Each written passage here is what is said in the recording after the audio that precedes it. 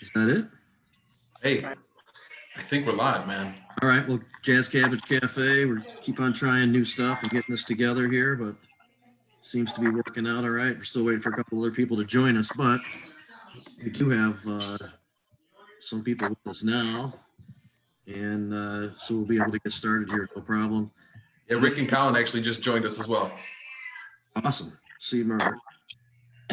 So, just got a few things. Continue to talk about COVID. Of course, there was another I guess protest in Lansing, and there you go. Give you some. Whose house is that? Yeah, that's important, man, because everybody's dealing with something like that. I don't know which house it's coming from, but anyway, COVID stuff still, which that has a lot to do with. We're in the final months of caregiver supply to the commercial market. I wanted to ask people about that today.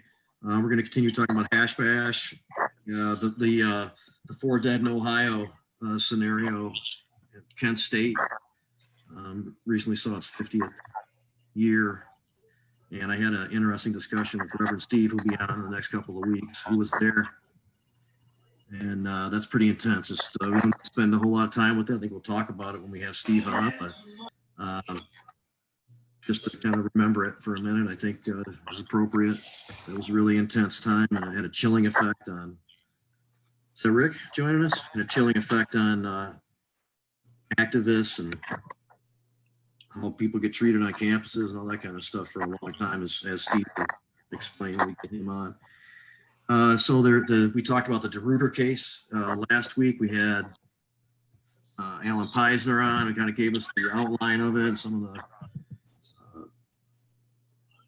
headlines of what it means and all that kind of stuff. But it's been digested a little bit more by the lawyers, including Devin Loker, who is with us today. He's going to kind of co-host with us today, and we're going to interview him for a while too. But he was involved in a meeting, I think it was on Friday or recently anyway, about this issue and what some of the plans are for some of the more anti localities. And he can also describe better what all the implications are here, how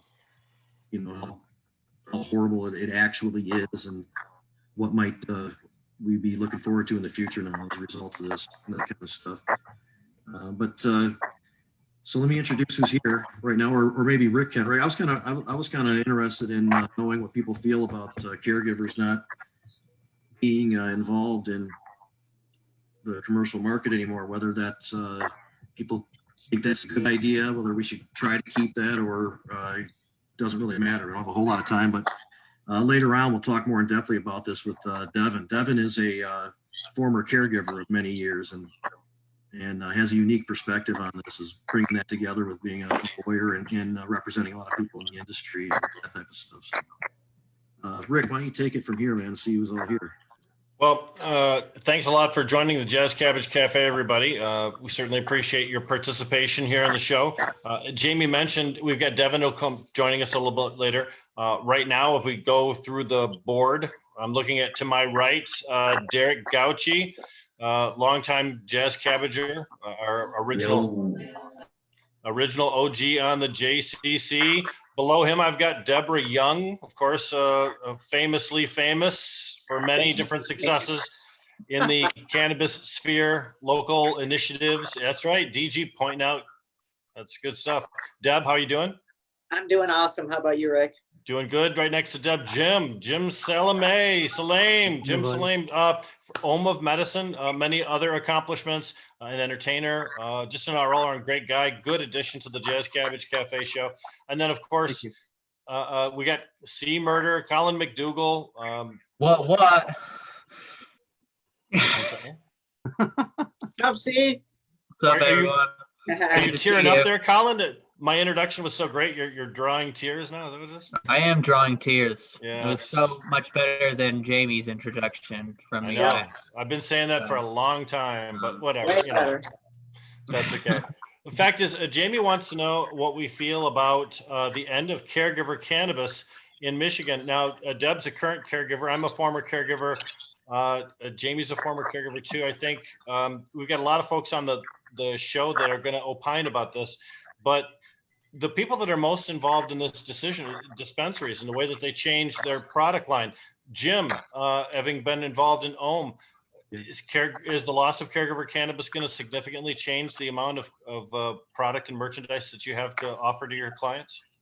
I can't, I'm not really there at all anymore, but I can speak on the fact that I think it's going to change the variety and the quality quite significantly, because you have some people who are artists when it comes to growing, and these caregivers, although they're not putting out large amounts, they're still putting out incredible quality as far as the flower and the care they put into it. So I'm not for that personally. Colin, you also have recent dispensary experience too. We'll get back to Jamie, who has very recent experience too. Colin, loss of caregiver cannabis, what's it going to do to your patient base, and how will it affect the success of your business? Well, I too, stepped away from Bloom, but I think that when they did take it away, it seemed like all of a sudden we just had like a skeleton of the products that we used to carry. And I know it's just going to be difficult for people to find like good Rick Simpson oil. I mean, I don't think that it's really found anywhere else. There's nobody making it really. And I feel like that's the most medicinal cannabis extract that we really have, and it really helps the most people. So I think it'll be a significant loss, especially there. Deb, I know that as a caregiver, a lot of caregivers produce flower. Not a lot of caregivers go beyond the flower and actually produce the additional medicines that we have. As a caregiver, how do you feel about your group of people being told that you're supposed to supply the industry 1 minute, and then the next minute being told you have to go back to just producing in a way that doesn't give you any profit? Well, if I'm going to answer for myself personally, I would have to say I've never sold into the commercial market. The couple of times that I've been approached, it's turned into a shitstorm immediately, and I just didn't do it. I mean, people wanted to like 1099 me for the entire crop. What are you talking about? The entire crop is not my labor.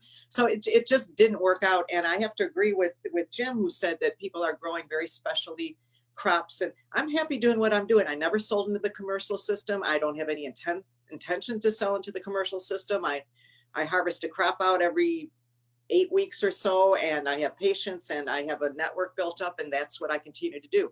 Now, having said that, I understand that there are people who don't have a connection to a good caregiver, and they would I'm sure love to have the variety and quality that a caregiver can provide, which is unfortunately going to be missing at this point. But I mean, straight from the beginning, I never thought that caregivers were going to be able to sell into this commercial system. Maybe when people start pulling these micro licenses, and then they're out in the system like that too, and that'll be more like a microbrewery kind of thing, then they'll get more of the variety. Right now, I think this is exactly the way the system was intended to be. We weren't supposed to be selling into the system. The caregivers never were supposed to be. It was an emergency thing. We were never supposed to be doing that. So to me, it doesn't make any difference either way. I don't sell into it, but I understand if people are looking for quality product. My recommendation would be if you're not getting it from the dispensary in the first place. So I don't know what to tell you. That's my personal opinion. There you go. Well, you have a lot of truths there. First of all, the system was designed not to utilize caregiver cannabis. It was brought in as a crutch. And once the leg is healed, the crutch goes in the closet. That's how it goes. Right. But it's also true that caregivers are used to producing at a certain level with the expectation of being able to produce overages for sale. And now that's all of a sudden going to be taken away from them.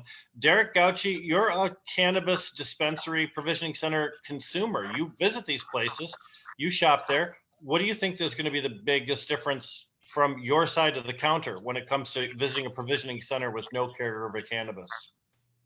Gonna suck. No, that's simply put. No, to be honest, I like the idea of like people growing in their houses and putting their own flavors into things. I think it makes it a lot more fun.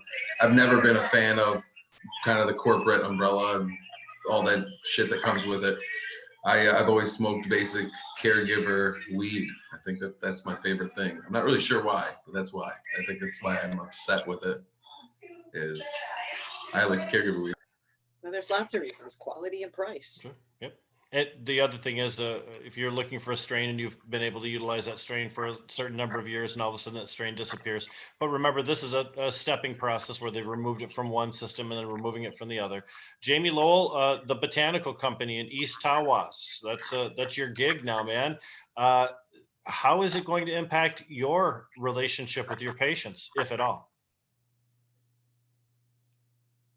Mic on. You can probably hear me better. I unmuted my mic. I'll continue to make that mistake forever, probably, but it doesn't impact Botanical Company at all. Never utilized caregiver product, and have been fortunate to have a relationship with licensed cultivators who really know what they're doing. And in fact, people who were caregivers for many years and have been fighting with us for change for a long time. And in fact, one of them is going to be our guest later on today, Tom Miller from Real Leaf Solutions. I believe Ricky visited his place in Casca before, if I'm not mistaken. Oh, yeah, it was awesome. We did a video shoot there. Wonderful people, great facility. And of course, the system has provided several step-ups for caregivers to be able to move out of a regular caregiving role and into a commercial setting, including the micro business and several other options, Jamie. Sure, yeah. That said, though, even though it doesn't really impact us directly at Botanical Company, from Oz, which used to be Third Coast, which Daryl pretty regularly and myself, for a few things here and there, still kind of in that transition of handing it off because of their position. They're filled with a lot of caregiver product right now, and getting a lot of great response from that. My opinion is it works, and even though that there are some cultivators coming in, they're producing, marketable medicine and some who have good relationships, trying to keep them at reasonable prices. And there's more and more coming on all the time. And of course, once supply gets to a certain point, no longer be a need, but it works. Those cycles can come around where it's kind of sparse, and something to help with the activity and to keep going what's kind of demonstrably been working. And plus, it was the original attempt. As you remember, when forming early on the first industry association, Michigan Association of Fashion Centers, we worked with others to get the lawmaker to introduce the first stab at getting dispensaries recognized, and it was based on caregivers creating the supply. 100% caregiver supply, and that model persisted until the very last day of the legislature in 2014, and it was almost law, and it was a last-minute move by the Michigan Sheriff's Association that sank that program. Isn't that right? Yeah, so it's true. And so it would require probably a law change. I mean, this is only going on now because of emergency conditions. So to make it permanent and that kind of stuff. But I would like to see the ability for caregivers to continue to bring something to market. They probably have to agree to have inspections, whereas other caregivers who just want to take care of their patients like Deb, wouldn't be subject to any of that.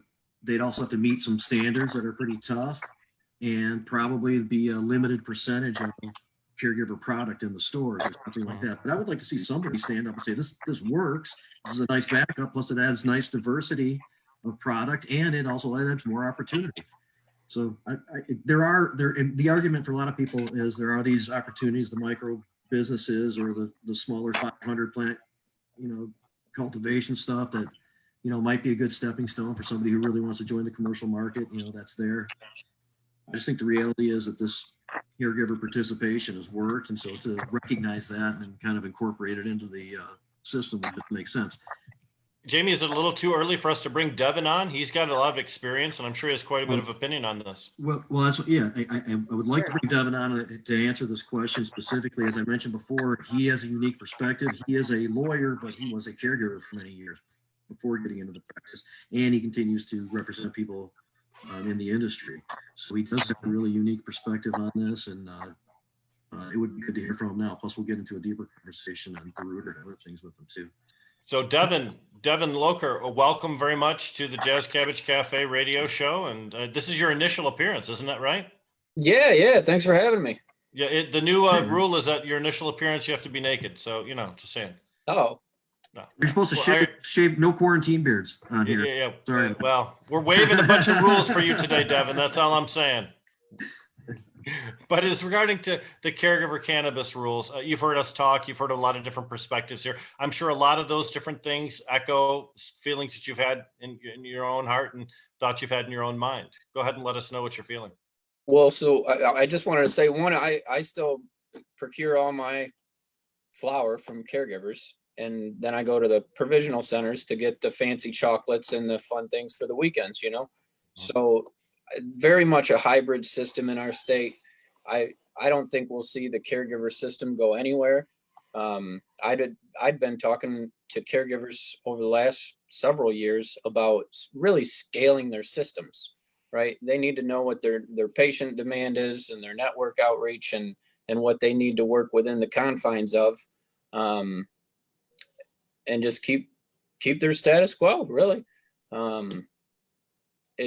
The DeRuyter decision has some impact in some limited circumstances, but by and large, most caregivers aren't offending anybody, and they're actually quite valuable to their communities. So I think one of the things about wrapping up the caregiver input to the current commercial setting is that from the sounds of it, we had some conduit actors, bringing in out of state stuff to oversupply, or over supplement. Wasn't necessarily Michigan caregiver grown, which is what I'd been advocating for. So to see our accommodation usurped by out of state grows was not ever the intent, even for the ones that advocated for it for caregivers. So everything seems to be changing. This is the normal arc of what was designed, though, that the independence of the commercial market would eventually be the sole supplier of it. We were not able to influence MMFLA regulations when we wrote the legalization proposal, because obviously we couldn't affect more than one law with one ballot proposal at a time. So there's no way that we had any chance to affect caregivers at all with the Committee to Regulate Marijuana Like Alcohol proposal. Coming up on the CRMLA is being regulated by the same agency that runs the medical marijuana program. So you can see where having everything under one roof makes a big difference as far as cohesion of program, a continuity of a plan. Director Brisbo's got everything going pretty much on schedule now, I think. So we're coming up on 420, just so people recognize that I don't think we're prepared for any video like sometimes we are, so there can be more concentration. I heard Rick was giving lap dances or something earlier. He's told us that he gave one to himself. That's what he said. I did give myself a lap dance, and have to I'm a expose big that to tipper. everybody else. I guess you want to bring everybody down with you. That's fine. No, that's okay. I'm a big tipper when I dance for myself, but there's a new Darth Vader video out there too, by the way. You should, if you haven't seen it yet. That'd be something to queue up, man. I'm sure it's not exactly ready to go at this moment, but maybe during the show. It is a YouTube video. You just go to YouTube and it's got it right there. Hey, I just want to interrupt and say happy 420. It is Cinco de Mayo, so I've made a cannabis-friendly margarita with just some tincture and some non-alcoholic margarita mix. Bada bing, bada boom. You stump. Very nice. Excellent. You are the man. I have a picture of real margaritas in the kitchen. Dave and I are going to drink it later. Nice. We opened up a 10 years. It's in like a skull. It's this cop. And we said, yeah, time to crack that bitch open. Some tequila and Ready to go. In a skull. Here, I'll get it so you can see. Hold on. Nice. A bottle that's shaped like a skull, Yeah. right? Yeah. Mm-hmm. I've seen that for vodka, but I'm not. Well, I was lucky enough to it's been many moons tincture. since I've had a drink. This is the tincture from Urban Legend here. You just drop it, put it right in the margarita thing. Okay. I love the name Urban Legend. All right, so Yes. here it is. It's pretty sweet, huh? Uh-huh. That's amazing. Yeah. That it's looks got like a piece of cork with art. It is. So people collect. De los Muertos, it And, looks like. Yeah, and each one's different. Like when you order it, they're all hand painted, so everyone comes a little different. The Day of the But we've Dead. had this for a long time. Yeah, I mean we're not big drinkers, but I'll drink an occasional margarita, especially today. Yeah. You could bore that I thing gotta- out with a drill and turn it into a bong. Well, I'm thinking about that. Right through the nose. Look, Derek. Yeah. Right through the nose here. You See? can turn an And apple it's already into a got the pipe. top. Yeah, well, tell us how, Jamie. That's amazing. Take some tin foil and a toilet paper roll, card tube. Yeah, okay. Gee, did you make that up yourself? You can turn a foreskin into a pipe too if you know what you're doing. There he is. Not yours. There he is. Well, Ray is definitely our foreskin expert. There's no question about it. So Now we know. Absolutely. Now we know. All right, now we got a little Latin flavor infused into Cinco de Mayo. Happy Cinco, Spicy in here. happy Cinco de Mayo. Cinco de Mayo. I don't want to use that. that should be a new product line. Cinco Mayo. Cinco de Ray Mayo. sounds like he's giving himself a lap dance like you, Rick. Probably his is more attractive than mine was. I'll just say, Who's getting I'm on still that? shuddering. Yep. Hey, I'm lithe. You don't expect it, but I'm very dexterous and bendy. Oh, Yeah. gross. I've seen you in action. Yeah. I'm leaving this meeting now. I'm gonna leave the chat room. Yeah. Put his foot behind his head. Yeah, if Ray is grossed out, you know it's bad. Oh, well. So as you can I'm like see, a pillar, Devin, sometimes we devolve a little bit, we diverge from our subject matter, but 420 tends to do that to our community. You know what I'm saying? Usually we take a 10-minute full-on break and not even Full on. Okay, full frontal break. not even have a continued discussion of any kind, but because 10 minutes. A full Only? Monty break. Yes. it's longer than that. Look, and he left again. Rick, you chased away another guest. That's like 3 for 3 now. All right. Personal best. Yes. Ray, the foreskin expert, seems to be ready to show it to us, I guess. Ray has an interesting guys ready? foreskin story. We don't Wait, I necessarily gotta need to go hear over it. to He Ray's does I don't have even have a little screen. do it, Oh, Ray. what the I'm hell? hearing I see it. I there. want to hear the foreskin story. Something's like glowing Oh, behind Ray. man. So it looks like I don't know what. Foreskin story so Window, good I it's a think. 5-skin story. Oh my god. A 5-skin. Oh. That was deep, man. Yeah. Very deep. Oh, centimeters deep. Centimeters. No, Have an interesting background there. I think that's Mackinac Bridge that you are smoking in front of. Is that right? Jim, show him how to make his hair blow in the wind. Simple fan. Oh, Oh, Simple oscillating fan. I thought it was part of the app. It's a prop. I see. Okay. I remember the other day, Jim Salame had a background of the river, and he was on a boat zooming along, and there was wind blowing his hair back. It was very authentic. That's what we're saying. That's hilarious. Well, fun with telecommunications. Our industry has really been forced into using this technology because of the Corona crisis. But really, there's a lot of industry that's been doing things like this for a long time, and it's nice to see that we are adapting to our problem. You're echoing. Somebody's got the Facebook thing on, probably. What's Ooh, that? Jamie, that's a good look. That's a good look. Look at Oh, that. It's like green and stuff. Green and stuff. Hi. I like it. Yay, Derek. Hey, how are you? Hey, Leo. Oh, that is cute. Hi. Leo.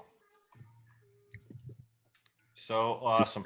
But yeah, we're discovering new technologies that are going to make it easier for people to communicate amongst cannabis industry enthusiasts. We've already had instantaneous communication all the way across the world based on the internet.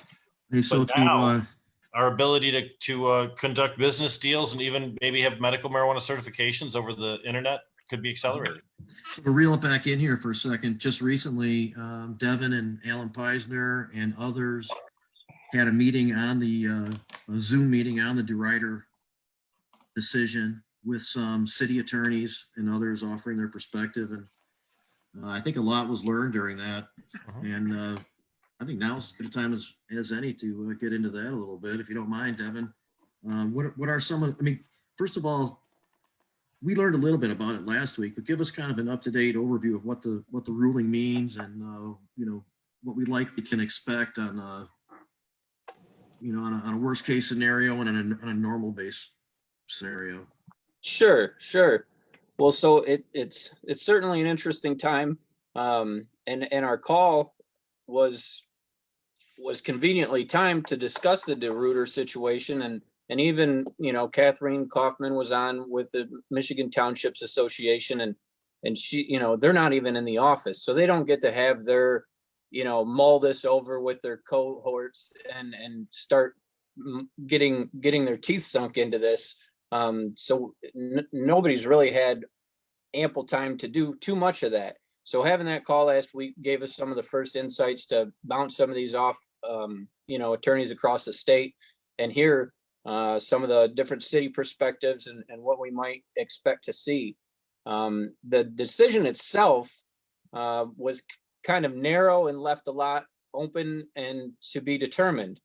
So what we can kind of expect to see is municipalities putting on what they perceive as reasonable restrictions, and it'll be essentially a game of whack-a-mole as to what restrictions happen to be unreasonable. The DeRuyter case itself was an instance where the caregiver wanted to do it in a commercial space, and they were saying, no, we have a home occupation ordinance. So you've got most caregivers doing it in their home already. Does this transfer over to see? It does. We'll see the zoning authority there to cover performance standards for smell and sound, vibration, light emissions. These things could all pop up. Now, it's a complaint-based system. It always has been. So if you're in a township where you're not offending anybody, then these things could go on without ever being, you know, regulated in any further sense than the MMA has regulated them thus far. You know, locked and closed. If it's at your home, they may not adopt a bunch of performance standards and such. But if you're using a pole barn out back and it's very smelly and your neighbor's one of the councilmen or something, you're going to find that you're going to have some ordinance regulations to deal with. And whether that's going to be applying for a permit and paying for some fees or outright having setbacks. You know, if it smells at the property line, you got to be within 25 foot, you know, back from the line or something. And that could jeopardize some buildings if they're already currently, you know, 10 foot from the line or something. So when you say that, Devin, a property line, right now we're talking about commercial stuff, or can it be assumed that this also? We can assume that these type of performance requirements for home occupation that caregivers will be subject to could go this far. Now, again, maybe that's worst case scenario, right? Like I say, if you get some carbon air filters and keep things, you know, modest, then maybe nobody complains and your township doesn't have, I mean, these townships, they've got hundreds of caregivers, thousands probably, and none of them are causing too much of an issue. So if things are fine and nobody's complaining, they're not going to waste their attorney's resources adopting some caregiver restrictions just to fight this fight. If so we choose, they're liable to go along with what they've got. So, but worst case scenario, you know, they could go down that home occupation zoning situation. We will see these places where it's been contested and they've been just waiting for this decision so that they can put these restrictions on and enforce them, so to speak. I think as far as that regard, if there are caregivers in those communities, they need to, one, see whether or not they're facing civil infraction by way of violating this ordinance or a misdemeanor. And there'll be some different approaches with how they approach bringing their caregiving operations into conformity, whether that's permitting or application fees locally or what. So, or, you know, it could be a cease and desist if they're just not in the right place, if they're trying to do something that's not jiving with their ordinance. So what about those ordinances that are very exclusionary, where it says, yes, we have caregivers in our town, but they can only be in this one little zone in the edge of town with these 3 buildings that might possibly be available? Or, I mean, so that's definitely going to be the splitting of the hairs. What's reasonable, what's unreasonable. I mean, Terbeek had a prohibition against it all. That was, of course, unreasonable. You know, this situation was, well, you got to do it here, not there. And that was found to be reasonable. So I think if that's what they're saying. Now, I think there was the argument is all the caregivers who live in town aren't going to be able to have a space to grow for their patients. So how is that, a reasonable solution? Well, I don't think that is necessarily reasonable. I wouldn't be promoting a situation like that. Yeah. We could get a ruling that says as long as you can allow some caregivers in the edge of town, then that's reasonable. That could be the ruling.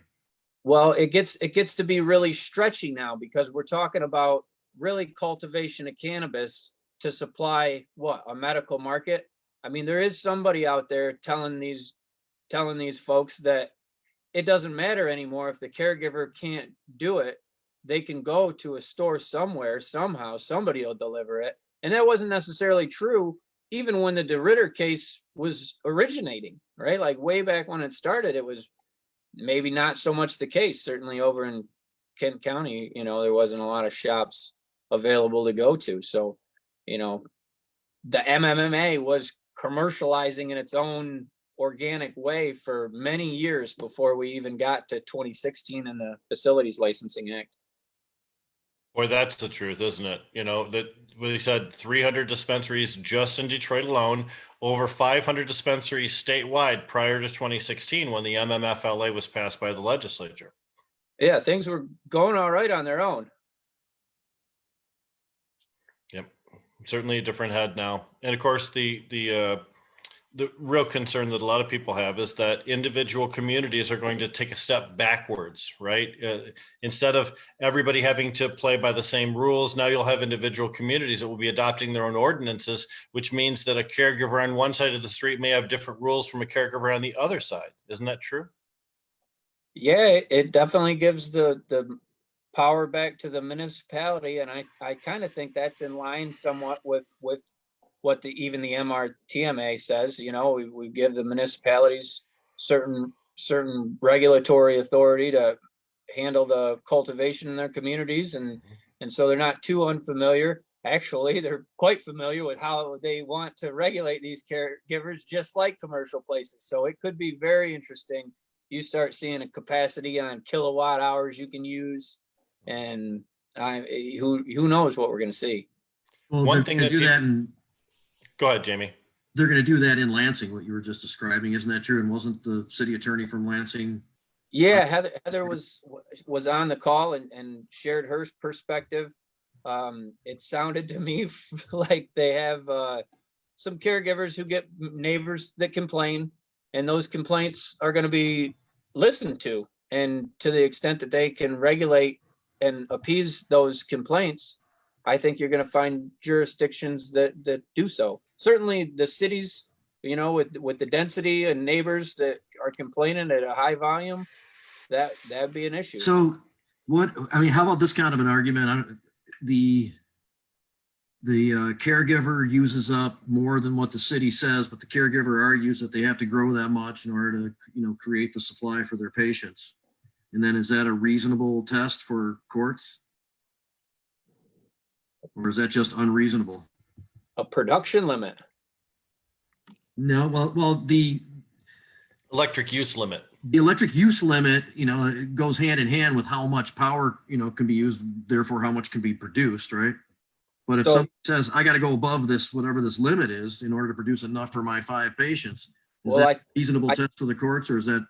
Well, so that's that overture that I was referring to, and that's this, that the MMA isn't the sole provider anymore, that there's other avenues that they feel could be utilized. So if you're really wanting to grow that much cannabis, there's a place for a Class A or a commercial micro business or some avenue to facilitate that. So it's not unreasonable for the courts to say those restrictions are fine for caregiving. You know, if you need that much more power, you need to go get a license and scale up commercially, not at a home occupation, not at a, you know, in a caregiver facility. So that's just kind of what this decision is going to lead to, I think.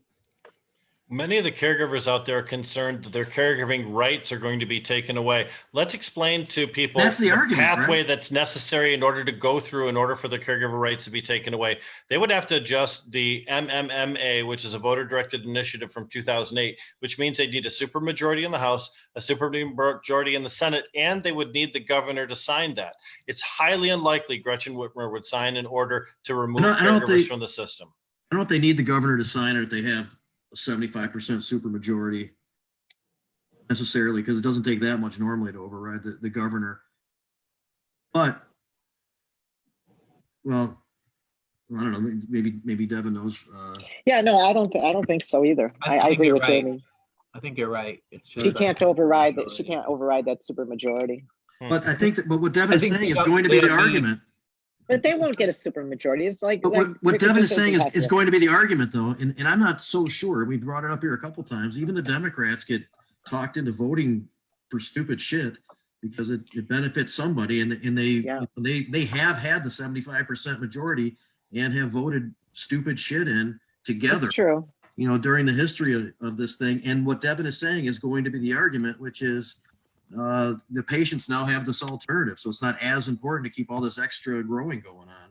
Michigan State Police have wanted to get rid of home cultivation for a very long time. They now have a legitimate alternative presented.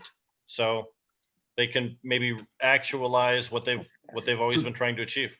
Then we would imagine a lot of the arguments about how the patient was, you know, is consistently benefited by this particular caregiver and the product that, you know, he or she produces regularly, and there's no reason to end that relationship or something. I don't know who's going to be impressed by stuff like that now, but the caregivers have been targeted for a long time, and I know that this was a Supreme Court ruling. And I asked Alan about it last week. It still seems really political, like it's part of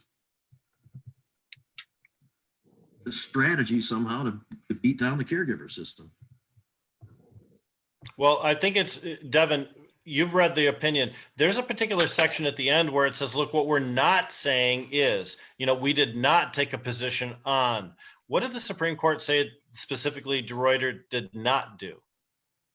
They didn't address field preemption and some of the other issues around the preemption arguments. I guess it just wasn't raised at civil. I question whether we would want to raise it and argue it, because if they agreed that they then had field preemption, then we could expect to see MRA bulletins for caregivers just saying, throw the towel in and shut down now. So I don't necessarily know if we want preemption in the MMA. So the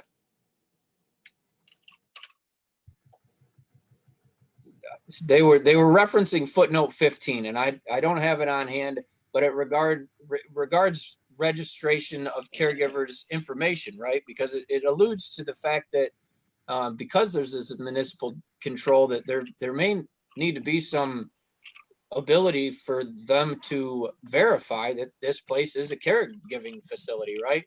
What's been going on for years is they say somebody's growing marijuana over here, and then they say, well, I'm a caregiver, and then they call up to Lansing and they can't get a yes or a no.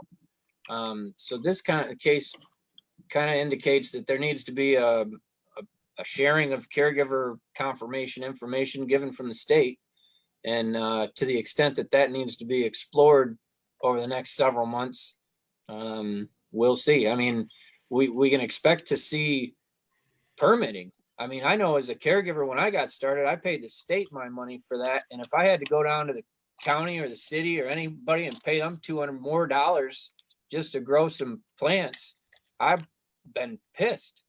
So, I mean, that's a restriction that's just really going to be obscene. I mean, for a hobbyist, for a caregiver at home that's growing for a few patients, I mean, they need to, leave that alone. But if you're in a municipality that's had a problem with caregivers or political vendetta against them, you can expect to see some high fees for those permits and such. And that's what we'll see is unreasonable. Is 200 okay, 500 not okay? And to the caregiver that wants to pay the lawyer to fight to figure that out, it's going to be a losing battle. Well, so as I mentioned, it's a very difficult legislative pathway. Jim, I'll get you a sec. There's a very difficult legislative pathway, but people that want to restrict cannabis rights now have a new tool to do it, which is at a municipal level. And that's sad. Jim, what do you got? Well, I was just going to say that, and Colin brought this up earlier, it's just things like RSO, things that are really important for patients. The reason why we started the caregiver program in the first place, these people are tailoring their medications and their grows for their patients.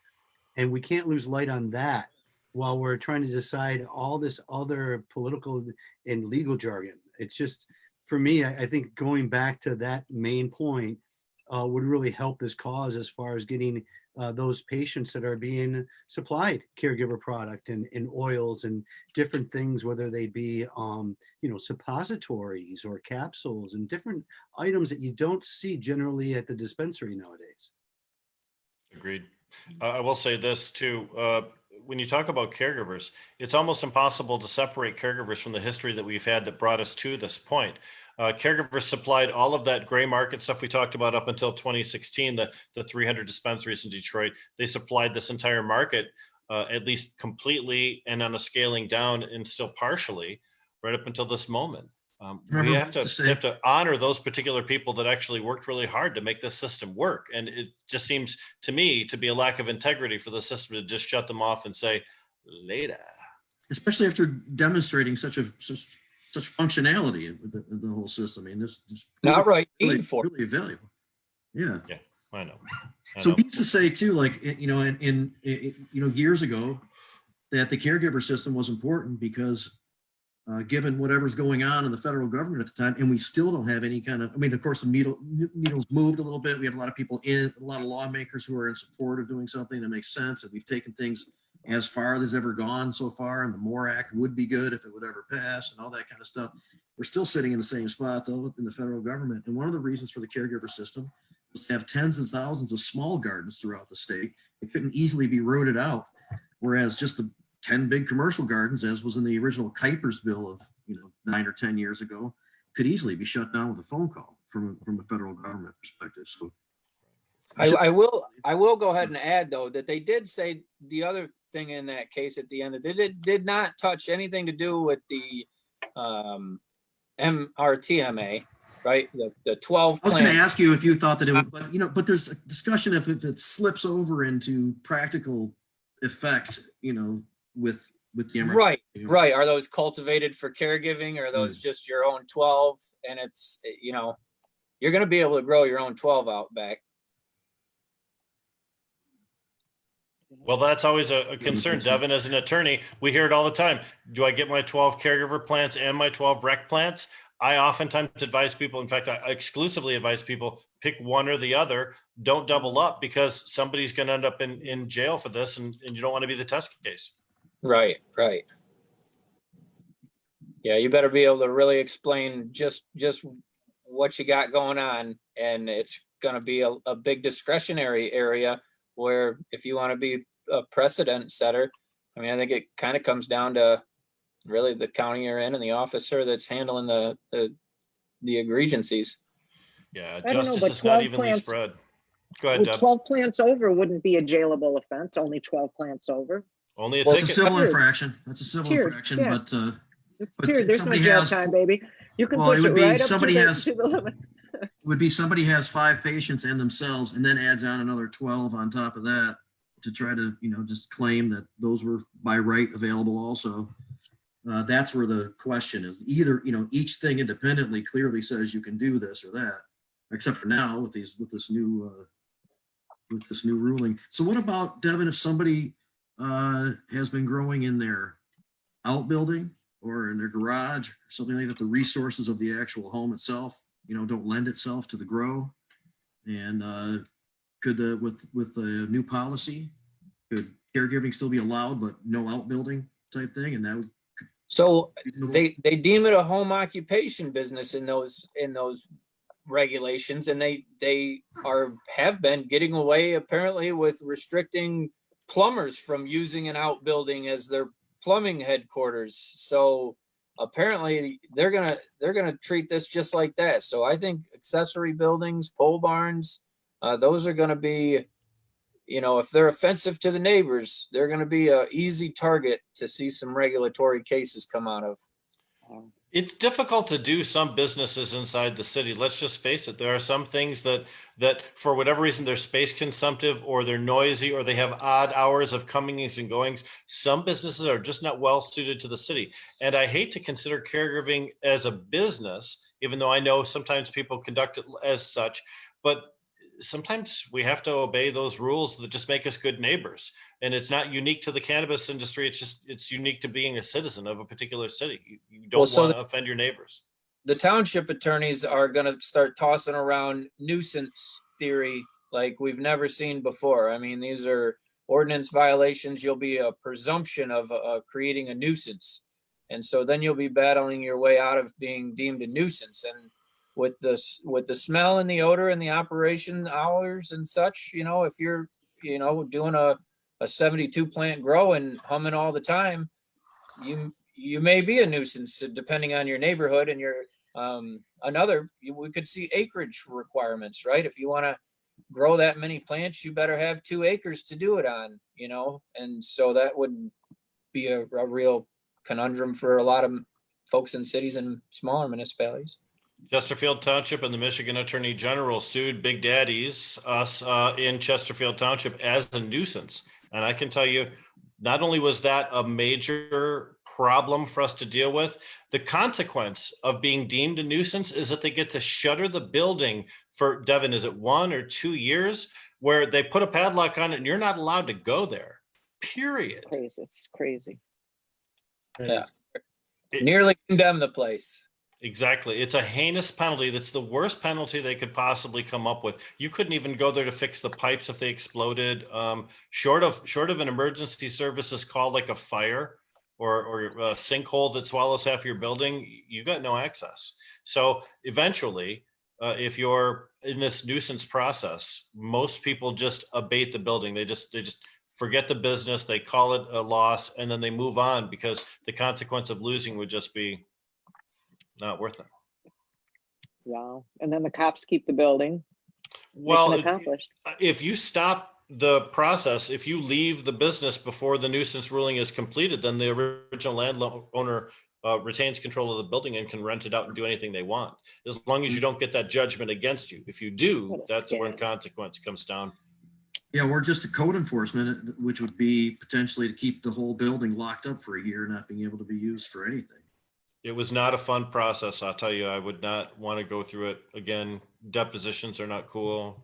It's not good being called on the stand. It's not fun. Court is never fun unless you're a lawyer, right? So Devin, you do represent people in the industry to help them through processes for business, for the commercial side of stuff. Have you done criminal defense stuff as well? So I guess when I started my law practice back in 2015, before we had the facilities licensing, there was still some criminal defense work in this field. I've done OWIs and felony trials and stuff like that. I interned at the Jackson County Prosecutor Office. So I got all that under my belt kind of, well, after I was a caregiver, during my caregivership, as it were. But then mostly transitioning into, like you say, applications, all this commercialization of what's going on here. it's been my hope is to align the stars for the micro business to be able to take off. I mean, I wanted to see a transition program for caregivers to participate in and seek licensure and commercialize this, if they so choose, and it's been an onerous task to get these municipalities to even really look at addressing what a micro business will look like in their community, let alone, dozens of them. The micro business is one of those opportunities that I think is, as you mentioned, poorly taken or poorly taken up by the people. Social equity is another thing that we included in the MRTMA that seems unidentifiable. There's just no recipient you can point to and say, here's a success story from a Michigan social equity thing. Ryan Basar with Redemption is a good example of a grant from Gauge, but the program itself is poorly funded. Go ahead, Devin.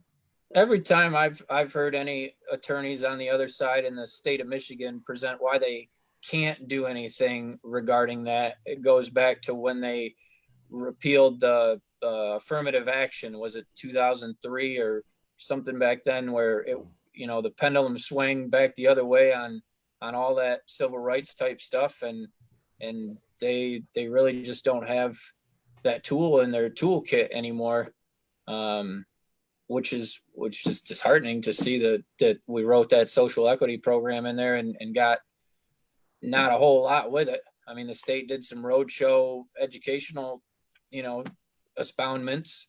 Not sure if that really generated much as far as ownership. I think I've been trying to get them to put together a program to certify prior felony convictions to be employable and given a green card that says, hey, I'm employable in this industry. We had some overlay there between, the MMFLA having more restrictions on that than the MRTMA did. And if we can get those kind of in line so that they can be, no provisional center wants to employ somebody in the retail end of the establishment and them not be able to duly cross over and take care of both registers. So you wouldn't want to have an issue like that. We'd like to see some resolution, in the permanent rule sets. So I kind of think as what happened in Ypsilanti, in the city of Ypsilanti, via City Council Representative Annie Summers and others, is for the locals when they're making their ordinance to take the social equity scenario further themselves, to really define and get something in place to make something work. And that's what they did there. The process is not done. They're still trying to even get the MRTMA established there too. The most recent COVID scenario and stuff like that is really it's been interesting, and this hasn't, the COVID thing hasn't expedited any of this process. But Kalamazoo came up with a pretty unique attempt at this, and that's, we've seen a lot of setbacks from businesses. Well, if you're, locally qualified and owned, then you qualify for smaller setbacks. So instead of 500 foot, it's 250 feet. Now, I don't know if that's really a advantage to get closer to a competitor for your local owned shop or not, but that's their attempt at trying to offer a leg up, or so to speak, or some more opportunities to the local owners, and just hope to have a good outcome. But like you say, the success stories, they're, from a municipal standpoint, don't seem to be out there. It's great you get a few private companies like Gauge that can do some redemption work with good folks and get some social equity going. But until we get really what Kalamazoo is, I'm familiar with, at least lately, is attempting to do, is start some business incubations and such with their tax revenue, to assist in educating and getting folks into this business. So it's not, they don't feel necessarily that's going to help out right now, but as the years go, that fund could be set up to help those, whether it's issue grants or education or what they need to get going in this industry. So I think those programs will be interesting to see how they turn out. They always seem to get a lot of pushback. They never do enough. and so it's always going to be tough. California just gave $30 million to cities for their social equity cannabis programs. About $20 million of it went to the top 5 in cities, including Sacramento, Los Angeles, places like that, specifically earmarked to help with social equity. If we had a grant of this nature here in Michigan, would we even know what to do with the money? I mean, the fact is, all we're offering social equity people right now is a discount on their applications and their fees, which is really probably all the Marijuana Regulatory Association by itself is able to do, agency by. But what we need is a multidisciplinary approach with land bank grants of buildings. We need SBA zero interest loans to be helpful. Things like volunteer community groups that can come out and help to get things going. And as you mentioned, lots of different tools are available to local communities to do this. And Jamie mentioned Ypsilanti's trying to be a leader in that, but it's 2020 already. I would have thought a clear leader in this would have emerged by now. And I would have thought it was Detroit, but it seems like that's a lost case. Yeah. Oh man, what an opportunity for Detroit. People who have been disadvantaged for a long time take part in an emerging industry and help balance the scales. And it's just pretty straightforward if that was the intention, and it's not being taken advantage of. We're going to take a break finally in a few minutes, a couple of videos and stuff like that. But Devin, before we go real quick, do you have, and stay on too with us as long as you want, Devin. But do you, by way of your clients or some other knowledge, are you familiar with a micro business that is in process? Expected to be open months from now, or on its way type thing? Like I say, it's a matter of getting the stars to align in some municipalities. I've got a half a dozen irons in the fire, working in different ones on some positive tracks, but you've got to get a lot of things lined up. There's not a home run going on yet. No, not that I've seen. Okay. They're I have tough. a quick question for you, There's like Devin. 20 cities, I think, that have left it. Go ahead, Colin. Sorry. I've heard like some caregivers like bounce this idea off about like getting a event license in the MRTMA and then still being like a caregiver and like hosting like parties or different events, like they can like give their overages to any event organizer is going to have a registration of any attendee at that organized event, and so those purveyors are going to be licensed, not caregivers. The municipalities that I've spoke with about the event organizers, that was pretty much their fear. Like, what's to prevent a caregiver from coming to somebody else's organized event with a backpack and just saying, don't buy it there, I'll meet you outside of the fence and I'll give you whatever the deal is. And I didn't have an answer for that. We've got caregivers in Michigan with backpacks. I've seen grown men carry backpacks. I'm like, man, you look like a Japanese schoolgirl, but what that was in that backpack was worth it. So. Oh yeah. Hey, so let's take a break for a minute or two. Maybe roll the video of C Murder at Digital Hash Bash, which is really good. It's one of the many that Rick segmented from that event. It's a way for us to keep that alive a little bit, and then we'll have the commercial of Real Leaf Solutions at some point too before Tom comes on. And he was a sponsor, or Real Leaf Solutions was a sponsor of Digital Hash. You know what? You could play the Real Leaf Solutions redemption video too. That would set up Tom and Krista. Excellent. It's got footage of their location. It's got an interview with Tom and Krista. It's only a 2-minute video, so it's perfect for this format. For sure. I don't know if we do it right on this run right now, but we will do that during Tom or right before. That's beautiful. Yeah. In fact, if you can find the link and like text it to Derek, that would be perfect. On it. All right, so Derek, run whatever you got, man. Let's just take a break for a couple minutes. Devin, stay on, and we'll have Tom Beller joining us in just a few minutes, the next 10, 15. I don't think Derek's there. I don't know where he went. He's not there. No, he's not. Perfect. Well, just texted me that he is ready, which means that he left and is not ready, but that's okay. He's got kids obviously running around there, and maybe get to take a break. So we'll continue on until they can come back and get a break, and that's completely anticlimactic now. Well, the important thing though is that we've got a great group of people here. We've got a good audience on Facebook. By the way, why don't we call out some people that are watching us on Facebook there? Jamie, you've got it up? Who's got that? I do. Razor Ray's got it up. Razor Ray, tell us who's on Facebook watching our live broadcast. You're pretty sure there's a great group before even taking a look. I think of course it is. We want you to unveil the truth, but it's okay. There's Gauci right there. There's Derek. He never left. Hi. Sorry, I had to take a small hiatus. Yeah, well, that was the point. That's why we wanted to run the video. Then everybody can take that small hiatus, and not just. All right, anyway, let's do that now. Here we go. Here we go. It's going to go down. We'll be back in a couple of minutes. About 5 minutes. There it is. I can see it. Awesome. Usually he puts that shit up. I can't see it.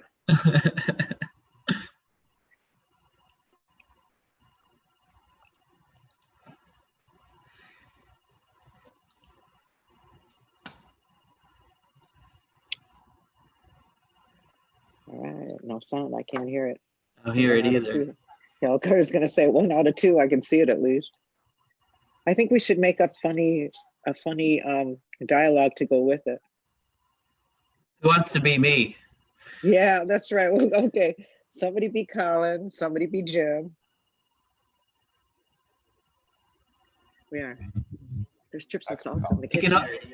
It's only us talking on the internet, not the video. That's Dave. I know Dave's all concerned that maybe people are listening to our chatter. Gauci, you're on mute, man. Come on. Sorry, guys. For some reason, the Dangle video is playing on mute too. I cannot figure out why that. Yeah, we noticed. It happened like that on Medical Mondays last night too. I don't know why there was like a problem with the video. Colin's just gonna lip sync the whole thing out, right? Just lip sync the whole thing out. You know, you got it memorized, right? I wanna. Come on, coordinate Shout your out lips Young's to the Organic Garden. Keeping me elevated this hash bash. Your caregiver services are taking care of you. I see. Let me think. What else did I say? Rick, why don't you introduce me? Or wait a second. What happened? Was the video unsuccessful? Video was on, but Derek, what's up, man? I can get it to work. You guys ready? Yeah, we are. Just making sure, dude. Just wanted to make sure. You hear that? Yes, I hear it.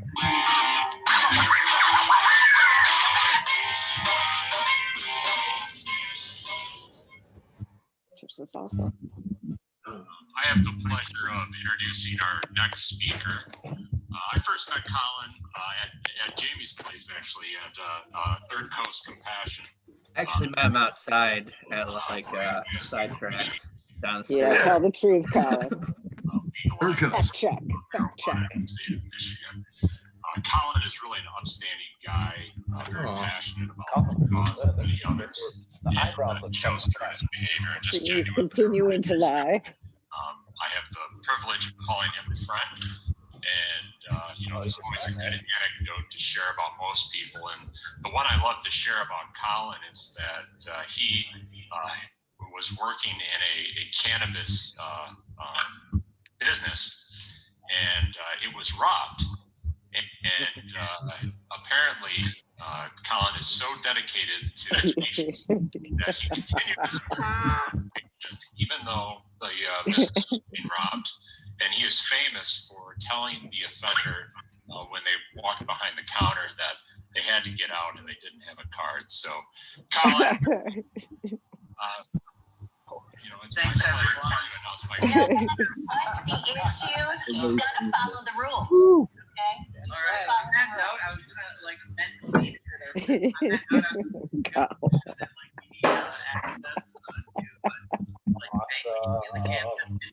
because there's a lot of murder in the house.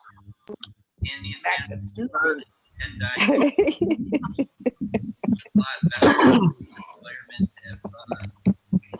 a lot of these businesses have access to like credit cards. This is like my only fun. I was gonna talk about criminalized nature. I shout out to Q and Julie already, who already spoke about it. But just like cannabis, entheogenic plants and fungi are scheduled substances that provide profound healing and have medicinal qualities to them. Check out Decriminalized Nature and our Instagram, Facebook. We have a website. There's places to donate there. And if you're interested in doing it in your own city, wherever in Michigan, Decriminalized Nature has resources for you that you can access and create your own coalition in your own city. I wanted to talk about as consumers, we need to challenge ourselves to find out where our cannabis is being grown, how it's being grown, and where it's being tested. We need to challenge city councils and townships who do not have our interests in mind to operate cannabis businesses in our communities. We need to end mass incarceration and expand and expunge records, just like Youth Robbie and Chuck Green and all those other speakers kind of touched on earlier. And also, thanks for just like letting me be a part of this virtual hash bash. I want to shout out Michael, Jamie, Rick, Nick Patel, Rick, Debra, Young's Organic Garden for keeping me elevated through this lockdown and through this hash bash. Happy 420, everyone. Stay home, stay safe. A couple other activists I want to shout out to is, that we didn't mention was Josie Scoggin. She was the one kind of like reached out to me in the beginning. Also, Chuck Voltzel. We don't really hear from him, but he was like one of the earlier activists in Michigan Legalized, and he helped me out a lot and got me to step out of my like comfort zone and ask a lot of people for their signatures to legalize marijuana in Michigan. And check out Michigan Normal and your normal chapters around the state, and the Michigan Psychedelic Society. There's a couple chapters around the state, and check out their website if you want to start your own psychedelic society. But yeah, happy hash bash, happy 420. I said live on for something, right? That's right. Right on, Colin. Colin, of course, joins us regularly. In fact, runs the boards at Jazz Cabbage Cafe. And is oftentimes on planting green trees.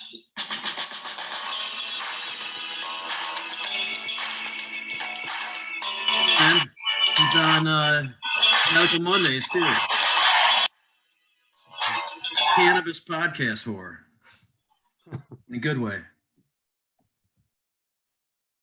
Your mic's muted. Check out Medical Mondays episode. Last night was kind of cool. We had like his name was from Los Marijuanos. He has like Pablo or what's his name? Pablo Los Marijuanos. Pony Boy from Los Marijuanos was on our show last night. Wow. It's pretty interesting. Mm-hmm. That's a great porn name, Pony Boy. They're like a rap group, I think, back in the day. Back in the day. Okay. Oh, you did good, they're like man. big with Cypress Hill and stuff, and he's played at Hash Bash and Hash Bash Cup before. So.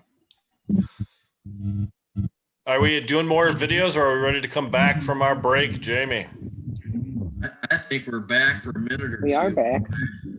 I wanted to ask, did anybody catch that Laith El Sadi live stream on Facebook the other day? I did, yes. He's the best. He is quite awesome. Yeah. Yep. Hey, so I think, but you know what? I'll tell you what. Hey, Devin, hope that you're interested in sticking on and helping us, have these discussions as we continue on. Is there anything in particular of interest going on for you, or that you want to let everybody know about? Anything you would prefer, how people can get in touch with you if they need to? It could be another subject matter if you want. Just want to make sure that we cover some good ground with you when we have you available here.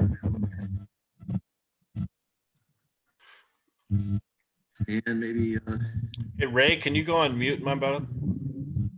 There he is. Oh, much nicer. Hey, Devin, I don't know, did you catch what I said, man? Yeah. I was kind of thinking what kind of important topics might be going on. I mean, it's just been an interesting time, a real crunch, not only on municipals meetings going virtual, whether or not they, take issues up regarding cannabis regulation and legislation, local ordinances, and then, really finding out when things do get back, how might they, how might the meetings be done a little differently? Right now, we can't even have, civil docket was closed for a month. Courts need to reopen and start sorting out some of these, cities getting sued. We still haven't really got good resolution as to the 6.5 issue. These municipalities that have allowed medical facilities and now have opted either to wait or to opt out temporarily, or however you want to call it, but they're really prohibiting these licensed cannabis facilities from procuring their equivalent license, which is really expressly stated that they're not allowed to adopt ordinances like that. If they were a community following 6.1 and wanted to say no cannabis at all, that'd be one thing. But, if you let them grow medical marijuana, you're going to need to let them grow marijuana for whatever other use they need to grow it for too. So that, we couldn't get a civil docket moving for a month there. So the case with the city of Kalamazoo still meeting virtually and opting in, they'll probably make it moot. So we might not get to see that there yet. For sure. Devin, how can people get a hold of you? Is there a website, Facebook page, a telephone number? What's best? I got a LinkedIn page. It's just Devin Loker. Loker Law. This number's 269-760-7507. DevinLoker, devinloker.com. Yep. Fantastic. Thanks for your segment today. Wonderful. Yeah, man. Thanks for letting me wear a beard today. It was very cool. Hey, so if you stick around, man, toward the end, we're going to talk about some other stuff, maybe talk about some of the COVID scenarios. And I'm not going anywhere. Good. Stick around, man. That's awesome. So in a second, we're going to get to our next guest, who is Tom Beller from Real Leaf Solutions. And man, so, I have kind of towed the line with advocacy and activism and business. And on the business side of stuff, it's a real component to everything. And there are ways of going about it that, make more sense and are more in tune with the nature of cannabis and how many of us who have been doing this in some form or another, know how it plays out. And many of those people are making it into the commercial world. And Tom Beller is one of those people. And, it's the industry needs more people like that with that kind of philosophy in place. And it helps to ease it a little bit as the caregivers are removed with that philosophy, although growing commercially,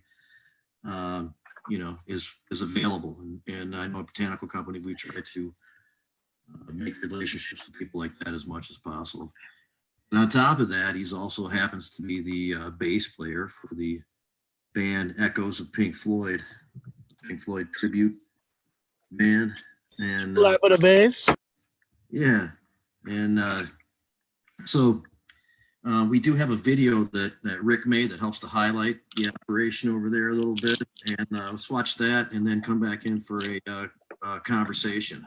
I did not make this video. This is a professionally done video. Oh, I'm sorry. I apologize. Rick has done so many. That's what I thought it was. But let's check this out. Oh, this is the redemption video. Okay, awesome.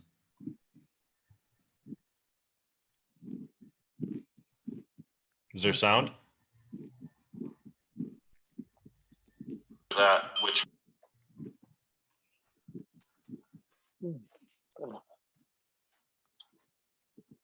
have to regroup for a second on that one, but we'll get it going here.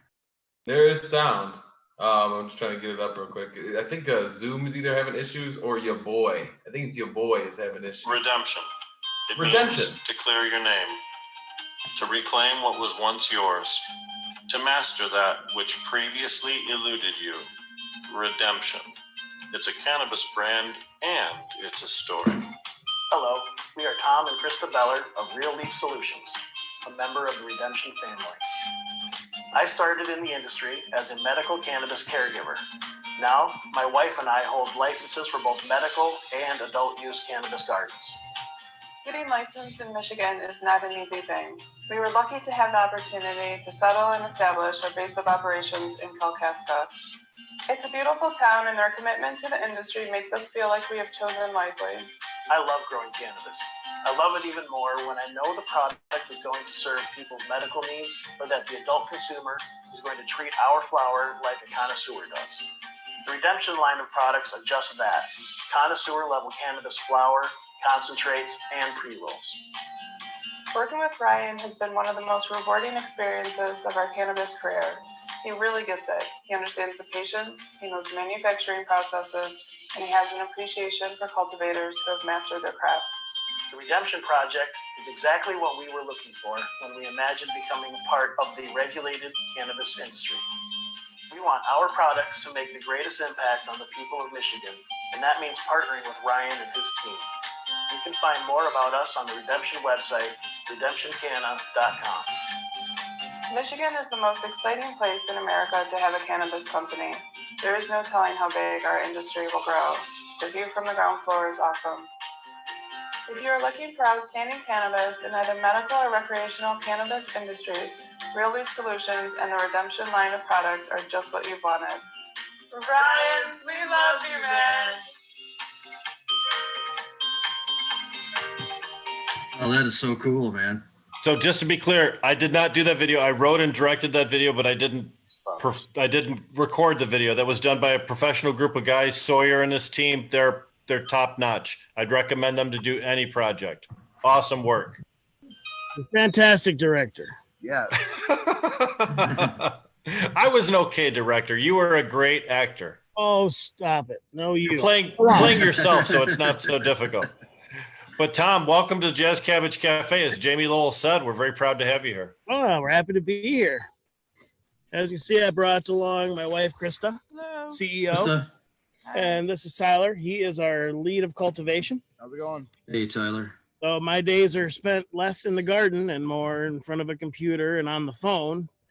So yeah, it's a wild ride, man. This is crazy. This regulation, legalization in Michigan it's a trip, and we're super lucky to be in Kalkaska.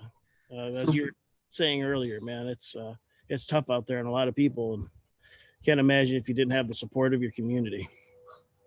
Well, there's a lot of people that got medical support but don't have legalized support, or that they get mixed messages from their community, still struggling. You know, Jamie knows that trauma. Once the box is open, it's kind of hard to. Right. You can't put it back in. You know, we hear a lot from the retail side of stuff under these current conditions, and obviously cannabis it was deemed essential activity, essential business. From the cultivation side of stuff, what is it looking like under these conditions for you? What kind of well, if any? We've tightened up our SOPs.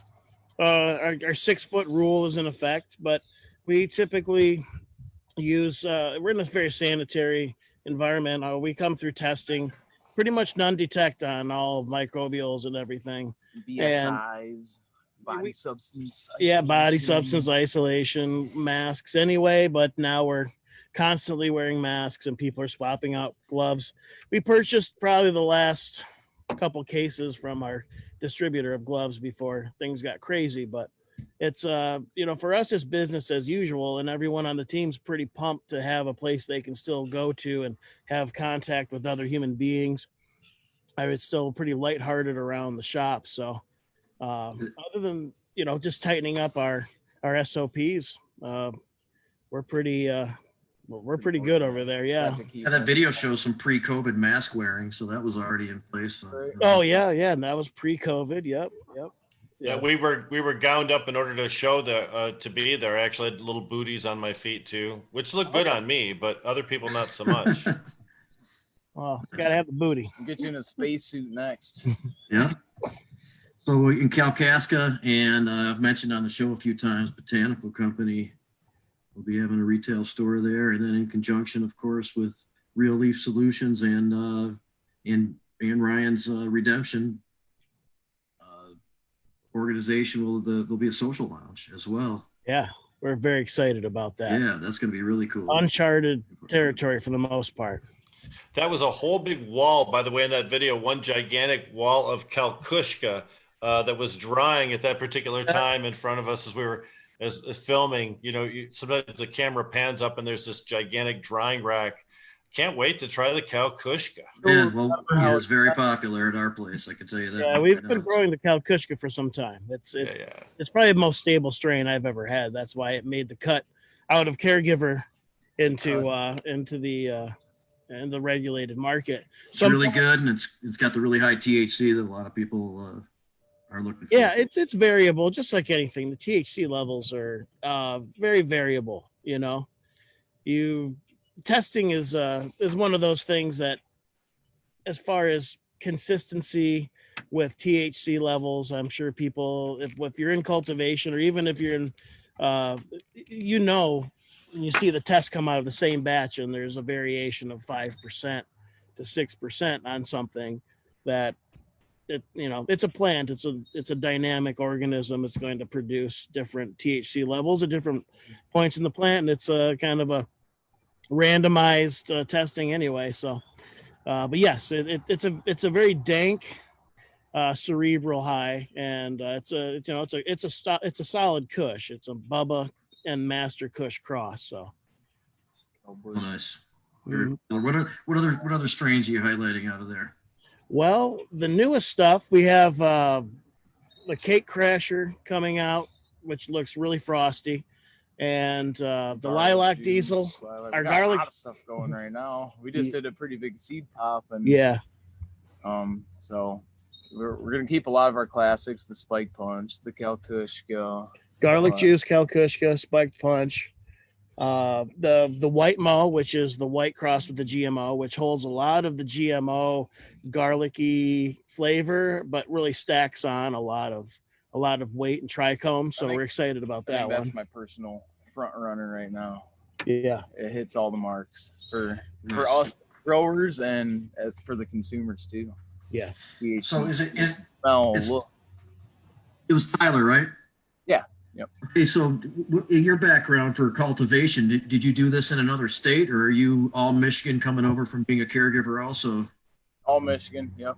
And was it, a learning curve to scale up to several hundreds of plants at once and all that kind of stuff?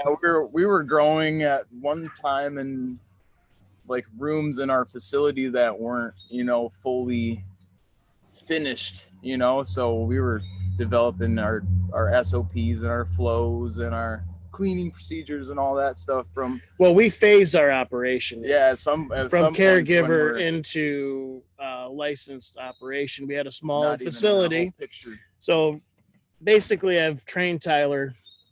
I took him under my wing years ago as a caregiver, and we've been working together for some time. And once we saw this commercial opportunity come into play, we decided to run some proof of concept rooms to see what kind of systems work best in our area.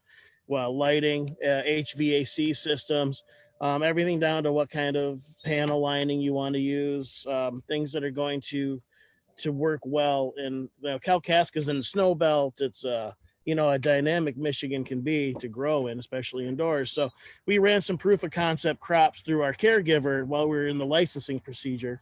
And once we hit the ground running, we were very hopeful and felt that we did have a really solid understanding of what to expect. But yeah, scaling up from 72 to 3,500 plants is a daunting task, but we definitely have a regimen, and pretty much just comes down to hard work and not letting any details slip. And Yeah. Easier said than done because so many people have a hard time with the microbial stuff, just for not that the cannabis is still awesome, but it just has that strict standard. And Oh yeah, Michigan having medically having the strictest standards, especially on microbes, was very scary at first. Waiting on those first test results on that first crop was it was like nothing else I've ever experienced in my life. But we passed, and it just showed that our SOPs are working, and we keep honing them in. And our team is awesome. We have about 20 people at our facility. We have 2 Class C licenses. We're expanding into another building that we're breaking ground on this month. So we're hoping to expand that into some light depth greenhouses, trying to dial that type of system in northern Michigan to see how that's going to work. I really feel that getting into greenhouses is the future of cannabis, especially when it comes to concentrates, and keeping we grow top shelf cannabis, but it's not really for everyone. We'd like to have a range of flower at different price points, but also enough biomass for concentrates too, because that's kind of in the adult market. There's a big deficit of concentrates. so obviously not having to pay for all the power using the sun most of the time. You have some, Yeah, as much sun as we get here in Michigan, right? But, sure. Yeah, but it's So you enough. have some quality flower and the ability to get it to a little bit lower price point. Exactly. Yep. Now in Kalkaska, several of different cannabis businesses are kind of grouped in a campus area, which is actually pretty wide ranging and have a lot of other commercial style businesses. Have you found that to be a real impediment, or has that actually helped your business maybe escape some of the attention for the locals that you might not want to have? Yeah, I'd say it's more of the latter. Everyone seems to work really well together. We're all kind of getting to know each other. There's the older industrial park where there's like Classic Roots, All Green Transport is located there. Fresh Coast Extracts and a few other companies are still building out their grows and processing right now. We are in the north side, which is the new section. We purchased our lot. It was a treed lot, and we came in and we cleared the trees ourselves, and we started building. Yep, Leroy, he helped build it all. So it's a family affair over there. But chainsaws and shovels. Yep, but we really feel like everyone sees it as a community. Kalkaska has annual summits, or maybe biannual now, where they will have all the businesses come together and network, and then other vendors can come and network with these businesses in order to kind of grow the cannabis community, and also, like you were saying, kind of avoid detection from other people complaining about things like smell and things of that nature. We don't get too much of that. The occasional looky-loo. You get the looky-loo. This is where they grow all the So, weed. man, Kalkaska just really embraced this opportunity. When they knew there was excise coming, they thought that was the perfect situation for their approach at trying to rebuild the Kalkaska area and image and bring some more infrastructure. And they are too. They've started like a multi-million-dollar park, amphitheater, concession area. Then they're formerly Railroad Square, downtown square, and it's working. It is working. Now, I know during the COVID crisis, a lot of cultivators are cut off from their traditional supply of things like nutrients, lights, soilless mixture, or gases, or even power services they may need. How have you guys been able to cope with the crisis? Has it really affected your operations at all? It's a daily battle. Yeah, absolutely. I mean, we're always chasing. Our biggest thing are isopropyl alcohol and hydrogen peroxide for cleaning. The fertilizers are not as we can switch our base nutrients. We're not a completely organic facility, so we can kind of jump around our base nutes if we need to. But for the most part, we buy in bulk, and when something becomes available, we just buy as much as we can, just out of really fear that we won't have it. So, but it has been a battle. That's a conversation I have daily with our suppliers, and we're always looking for isopropyl, especially if you know anyone with 90% isopropyl and 50, 5-gallon drums, let us know. I'm sure we've got a Rolodex that we can just consult. Sure. Right.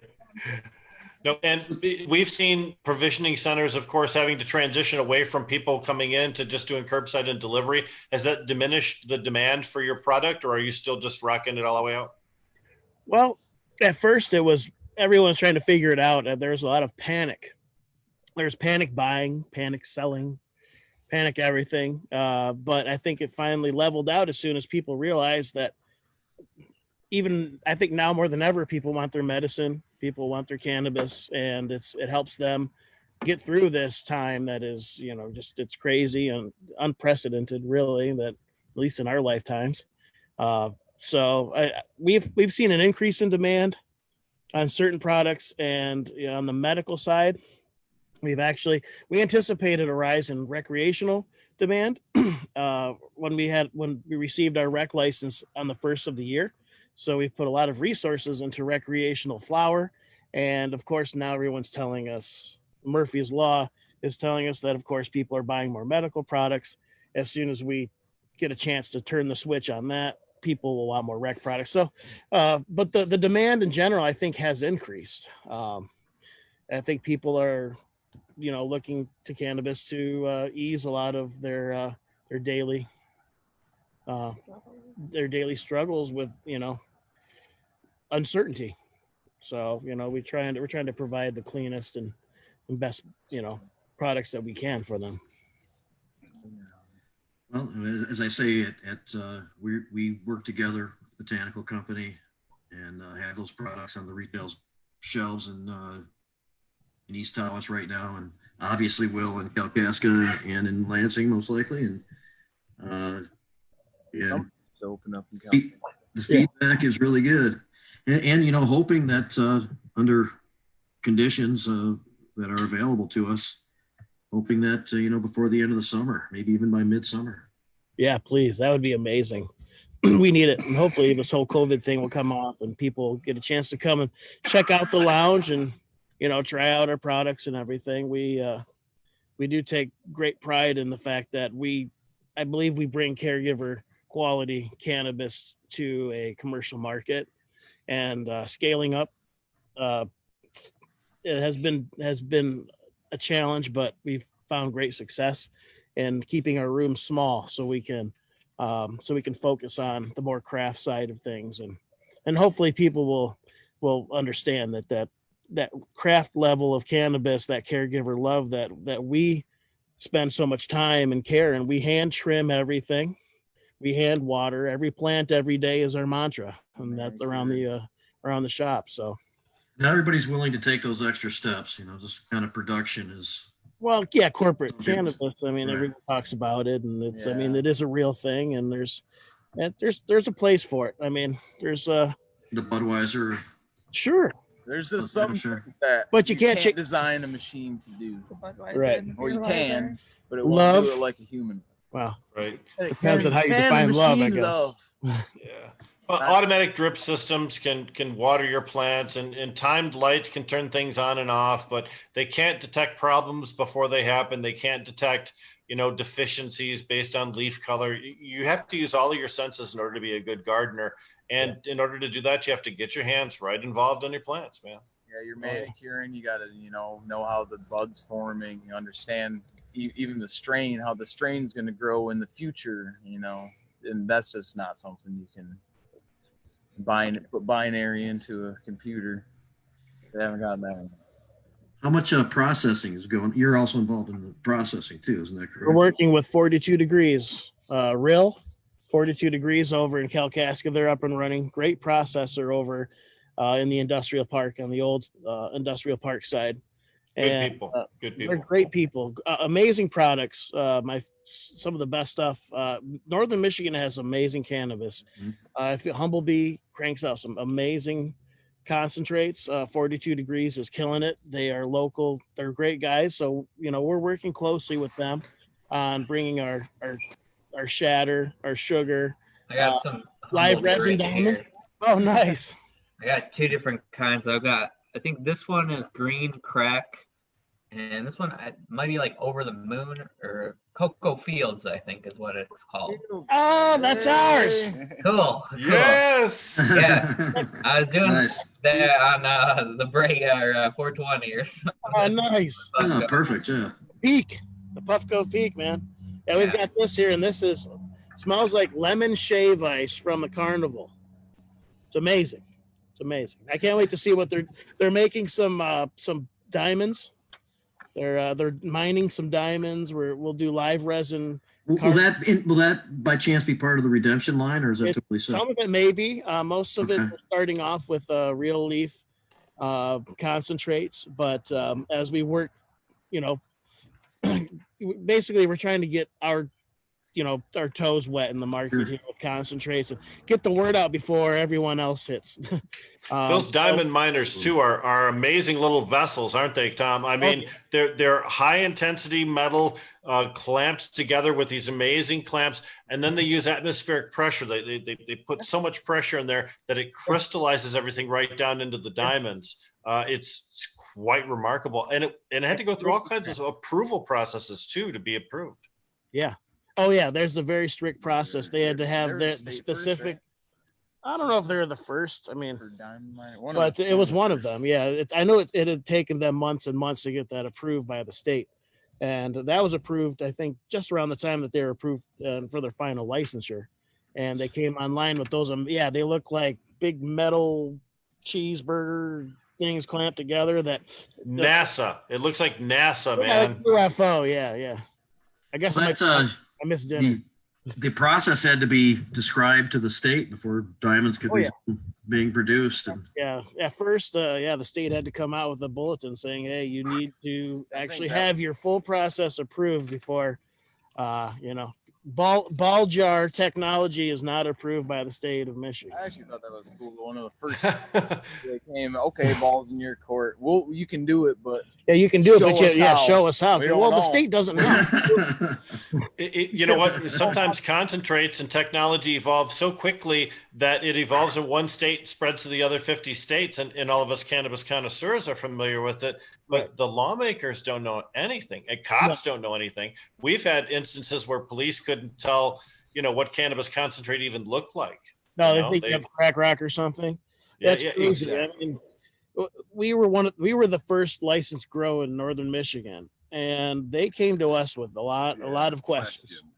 And it was great though. We worked together. I feel like the state of Michigan, at least the boots on the ground that we worked with, were genuinely interested in making the thing work, but they just didn't understand how. And we were asking them for guidance on how do you want this thing to work, and they didn't know how it was supposed to work. So it was just this weird round robin of where they would have something. We require this thing. What do you do? So I call and say, well, how do I do this thing? Well, the person that's in charge of monitoring or in charge of the thing hasn't been hired yet. That early on in the process, that if I ran into so many times, there just wasn't a button for that yet. You installed. Think we need somebody for that? Bring shit out as they went along. Yep. I'm not saying. So, is there? Go ahead, Jamie. Go ahead. I was going to ask Tom if he had anything he wanted to talk about before we kind of wrap up this segment, or if Devin, if you got a question or something like that, that's fine. Is that it? I think I bored everyone off the screen. Looks very interesting shit, Tom, man. Tom, you have an event license, right? Tom, you have the event licenses. Yeah. Thanks, COVID-19. So hey, Tom. That's what I do for a living too. Michigan Cannabis Business Development Groups. We're in the same kind of a rotten egg barrel. But the fact is, it's super cool that you've got that license and you have all this opportunity to move beyond just what you're doing here. You've got the cultivation center, the lounge, and then also events. Hey, Tom, I'm not sure if you're familiar with attorney Devin Loker from the Kalamazoo area. He represents. Yeah, I'm coming up to Kalkaska. I want to see this social club. Yeah. Come check it out. Hey, if you can keep in touch with me on that too. I'm working on that project myself as well, and it is going to be really cool. I'm not familiar with others. Is there anything, Tom, you want to add on to? Well, sure. Yeah, I guess to speak to the whole event license thing is very interesting. I would like for somebody to take up the fact that there is a monopoly on insurance for cannabis companies. I mean, we know the weed greed and we have very limited access to things. One of the first thing to hold us back from throwing an event was the fact that there's one insurance company that will insure a cannabis event, and it was $9,000 a day just for the $100,000 requirement that the state has. So that's just 9% of the whole amount. First of all, that's not the liability for an actual event, because you need much more than that for an actual. I would have at least 2 million. But anyway, there's a monopoly on insurance and a lot of things that are hindering business. I would have been happy to have made the announcement that we have to cancel Kalkushka Fest because of COVID-19. But the reality is we couldn't get it off the ground because we couldn't stomach the associated costs of throwing it. So I guess at some point, we're going to have to just bite the bullet and show the state or show these companies that we can have an event. It isn't any different from having a beer tent. Actually, you're probably going to have less problems. And so the associated costs come down. As you know, any licensed business owner in the state of Michigan knows the excessive amount of cost involved with just about doing anything. And we would love to throw an excellent event. I know Hash Bash. I mean, come on. It needs to happen. I mean, that might justify the $9,000 a day, but it's just one of those things where, a long list of things that still, we have a long way to go. Even though as far as we've come, we still have a long way to go. I'm just, but on the lighter side of things, we're super thrilled to be involved in the industry, and Michigan is still really unique that even that kind of license exists, including the lounge. So, back around Robin, we're, we can't wait to see once this COVID thing is over and people can get back to whatever normal life is, hopefully to see people out at events and in the lounge in Kalkaska and continue to do these things. We'd love to be back on whenever. And we'd like to thank you for having us. Yeah, no problem, man. Really appreciate it. And we definitely will check in and see how things are going a little bit. Maybe we'll even do a broadcast from Kalkaska area later on this summer. Well, come up to my place. Up there working. We'll see how things unfold. We're gonna follow the guidelines and be safe. And of course, he's 6 feet away. But that's why I'm smaller. Well, I am. Hey, all right. Thank you guys very much, man. Really appreciate it, and we'll talk to you definitely sometime. Very soon. Krista, Tom, take care. Nice to see you again. Yeah. It was wonderful. All right, you take care, guys. Thank you. So, one thing we didn't talk about yet, and of course, as Tom was just saying, we'll find out what happens in the, post-COVID. There was just another, protest. I don't think, I'm not a fan of that. I don't think that form of protest is appropriate at this time. I don't even need to harp on that. If people have some feelings about it, that's fine. But I do think that the police and the situation was handled very well under the circumstances, and that is another sign of this weird situation that we're in, this unique situation, as Tom also said, that we haven't experienced before. Our learned mistrust for government. The fact that some people don't have this going on right near them, and it's hard to connect with why we have to remain so restrained, when they're not seeing the numbers are hanging around out there, but it's hard to associate that with something important, motivating enough to really take it seriously. And, and certainly there's as we are able to operate more, there is a new world condition that goes along with it, with the masks and the distances and all that kind of stuff. And we do have events. That kind of stuff is going to be a part of it. Those types of things will be built in. And I don't know exactly what it looks like. If people have any ideas on that, anticipating, reopening in this new world scenario. When we look at events like High Times Cannabis Cup or Hash Bash, there was never any concern about social distancing. It was never a thing. I'm curious to see Hash Bash 2021 when the restrictions are lifted and people have the opportunity once again to congregate and squish together close to the stage, or the next Rolling Stones concert when people are able to do that too. You assume we get back to that though. I don't think by we that ever time. will. We might not I even get think back to that. Yeah, Is I agree, the Jamie. I don't discussion. think we'll ever get back to that. I think sporting events, concerts, this is going to look very, very different in the future. Because I mean, this is one coronavirus. It's probably not unique. We've seen stuff pop up before, so you know, it's scary. Get in the habit of rolling 2 joints. That's definitely a part of it. Everybody smokes their own Yeah. joint. Everybody Rolling smoke their 2 own joints, joint. right? I'm rolling 2 for me, right? Yeah, you roll 3 or 4 joints, so you can just smoke consecutively while you're hanging out with other people, hopefully doing the same. I like Devin. Good man. All right. Good idea. Well, you know, just to be sociable. He just wants to be sociable, so you can offer to somebody else at least, you know. And The there are furry- other cultures that smoke their own joints. It wouldn't be, you know, a unique yeah. world experience. Well, I mean, just think about this. You don't pass your drink around the table. Everybody take a bite of my hot dog, right? Hell no. So why would it be objectionable for each joint? Yeah. And Even not that- before COVID, we would have these discussions, even in studio at Jazz Cabbage. You know, there was a time where, you know, cannabis Somebody's is limited, sneezing or little risky sick. to have, you know, and so you try to conserve a little bit. You know, everybody can get high from a couple of hits or whatever, so you pass it around, and it becomes a that social happened at Jazz thing like that. Cabbage. When did that happen at Jazz Cabbage? When we were conserving our weed? When?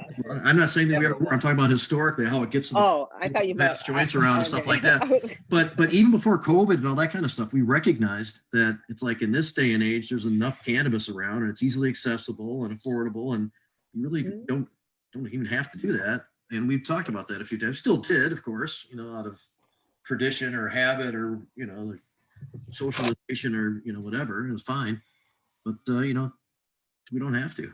And it's okay with me. I kind of like smoking my own joint. I oftentimes will find myself holding on to the joint that's supposed to be being passed around and getting shit. No. Yes, you do. No, not Jamie. He'll have one in his mouth and one in each hand while everybody's standing there. That seems appropriate and like comfortable to me, so that's hard for me to remember to pass it on. Obviously. You know, but there is a social aspect to cannabis consumption, and it's something that's a wonderful facet of what we do as a community. And I'm worried that when we have our own joints, that there'll be less of an interest in standing in a circle because there's no shared consumption. I still want that to be the case. I still want to stand in those circles and laugh and joke and have Ray show us his penis. It's always the best thing. When does Ray do that? No, Oh, that's your private No, circles, no. right? Don't tempt him. Is Ray still on? They have their own private circle. No, he's not on here. I made this joke about he's not here. okay. That's All right. that's Well, so I mean, wasted. If he was, you would actually probably be seeing his penis right now. So might be good that he's not. So doubt me God. again if you will, but you know, hey. I don't doubt you. I'm just saying. When I'm alcohol's not involved, that's all I'm saying. He's good at the guitar, but that's not all he's good at. So anyway. Wow. Yeah. Come on. Great major props right there. You know it. Derek, there's your little sound bite that we're gonna use. Gauci's not even here. Lauren. No, he said Derek let me know. Young's wife Still was there. by earlier. He said let me Lauren know is- if he needed anything, and I did want to play the commercial for. It doesn't matter though. We can still play it like next week or something like that. We did do the 2-minute video with Redemption, which really showed a little bit more actually than that commercial. You know what, Devin? While you're Devin, here, where did Devin relocate to? Look at this new digs he's got. Wow. Live by greenhouse. Oh, wow. okay, so while you're here, Devin, the state interpreted the MRTMA as like an opt-out law, meaning they have to opt out, you know, stop business from popping up, you know, and the ability for people to apply right directly to the state if they don't act on, you know, actually prohibiting business, you know, even if temporarily to decide what they want to do. So that is something that was a state's interpretation, not really intended at the time of drafting and stuff like that. Did you view it like that before the state decided to say, you know, that's how it is? Was that your interpretation? Are we talking about how 9.6? I mean, in a year's time here, it looks to me like go ahead and take additional applications from licenses to effectually, you know, combat the illicit market and meet efficient demand and supply to rural areas, that 9.6 verbiage there. I'd like to see them utilize that in stepping in to say, if a municipality is, not adopting in some fashion a regulation of this or not, or, affirming or not, then I'd like to see some avenue to apply with the state and get around the locals if they're not doing what they need to be doing anyways. Well, I guess there's the initiative process, and that's even in townships and villages that don't normally have that afforded to them. That's one option. Yeah. It'd be a, election cycle as it is going to be interesting.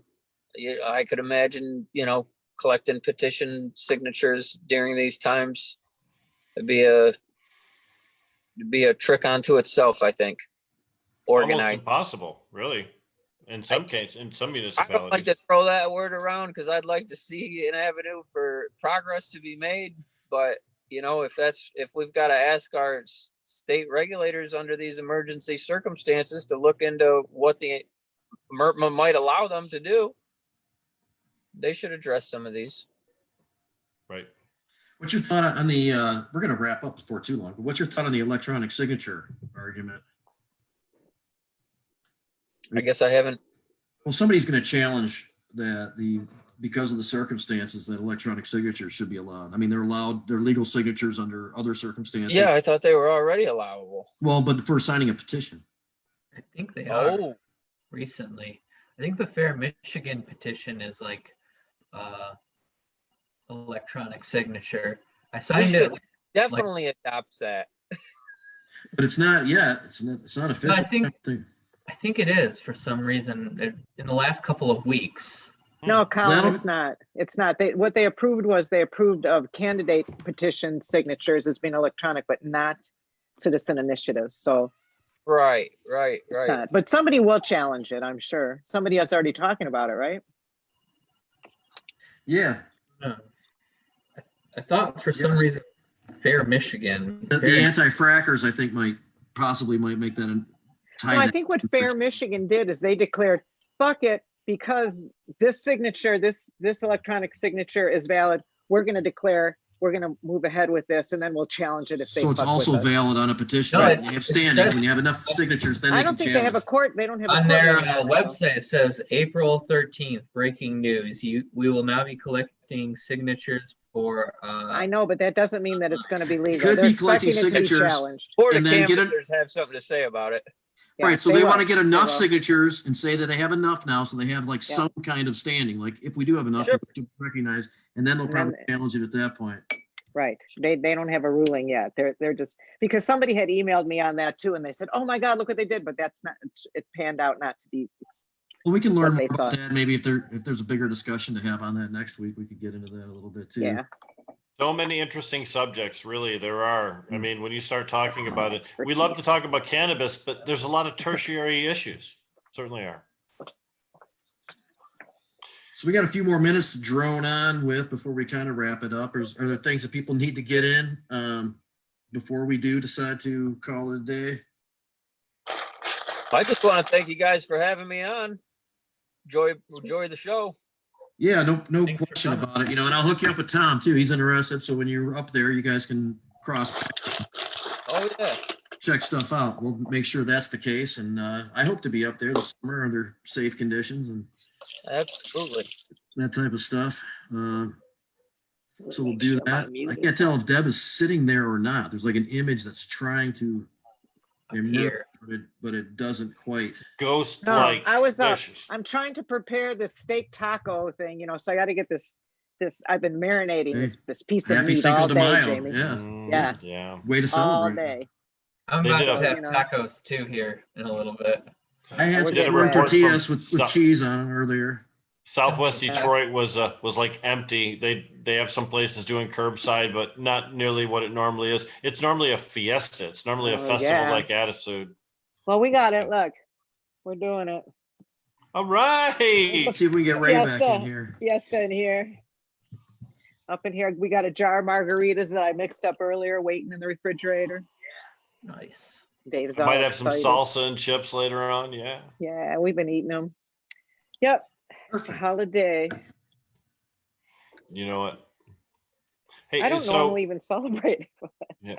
Well, So Gordon, we've got a lot of things going on as far as Michigan goes. Jamie, what were you about to say?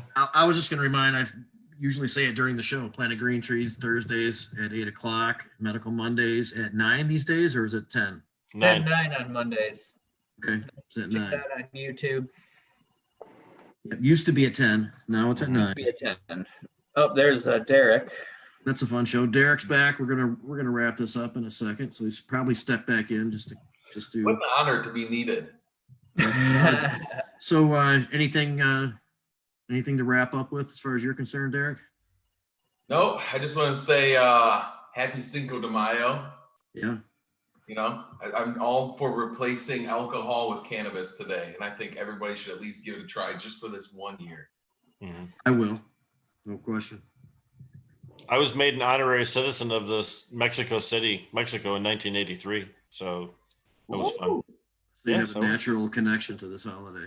Yeah, so Cinco de Mayo means a little bit more to me than it does to other people that don't have that connection. High You know, school, I was hoping that your high school whatchamacallit group, right? United Nations, yes. United Nations. I represented the United States in the Model United Nations International. Yes. So I was hoping to get Rev Steve on to kind of give a little the Kent and State. talk about the Kent State stuff. But he will come on in the next couple of weeks, and he's got a lot of interesting. He was there, and he's got a lot of interesting stuff to say about that. But earlier in the show, I just kind of brought it up just to remember it. It was just a 50-year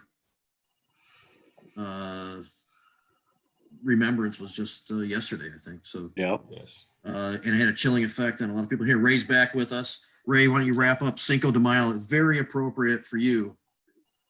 Our Latin. We have one more person to get To to. wrap up Cinco de Mayo for us, man. Ray, you get to end the show. Oh, that's fucking awesome. Well, in that case, pásame la mota. Arriba. A fucking Aruba. Arriba. And Aruba. Oh my God. That was hype, man. That's pretty cool. That was called a grito, or as how you would say in your accent, a grito. Oh which my is God! like- The minute I threw that big hunk of meat on the grill, and I heard this ray noise. The minute the meat hit the flame. It really is Cinco de It Mayo. did. You know. Yep. Is that like a Christmas tree behind you, Ray? What is that going on back there, man? It's the awesome Danny Cake's blue Christmas tree. So I understand. But I, you know what? It's a blue fucking live Christmas tree, bro. So I went ahead and painted the rest of the house blue. That's great. We saw you last week with a paint roller in your hand, and we were like, "What is Ray doing?" But it looks cool. I was painting my balls blue. This coronavirus thing. So, Hey, so anybody wants to insert anything here? That's fine. If not, it's a good time to I love to insert fun things. insert penis. insert penis here. All right. So Jazz Cabbage Cafe, we're wrapping. Yep, in your face. See you guys. All right. Great time. Thanks, everybody. Thanks, everybody. Bye. Love y'all. Y'all be good. All right. Time to eat. Bye. Time to eat some ribs. See yous.